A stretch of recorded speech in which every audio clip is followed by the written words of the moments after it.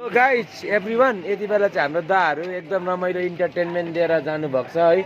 पशुपति फाटकमा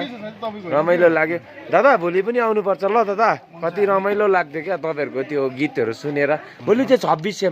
म पनि तपाईँहरूलाई म साथ बसेर होइन दिनभरि के भन्नुहुन्छ दा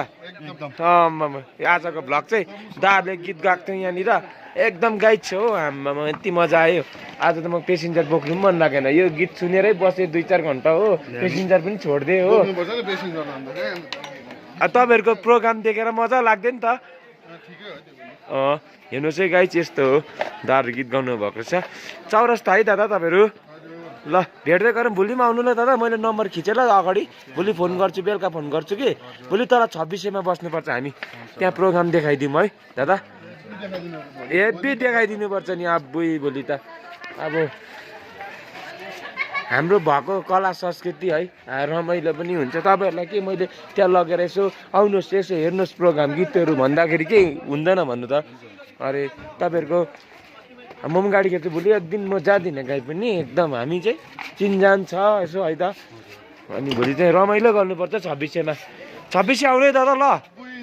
भोलि त नबिर्सिकिन हजुर गाइज आजको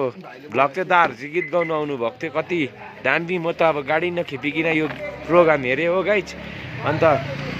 दाहरूको एकदम दामी लाग्यो मलाई हो भोलि चाहिँ अब 26 हुन्छ दाहरूको प्रोग्राम दाहरूसँग म पनि जान्छु है दा हजुर भोलि 26 तिर आउनु होला 26 तिर है त्यो फुल फुलिरहेको छ है यसो हेर्दै यस्तो म्युजिकको तालमा है कस्तो मजा आउँछ होला मजा पनि दिन्छ त्यो गाइस त हेरेको हेरै हुन्छ फेरि भोलि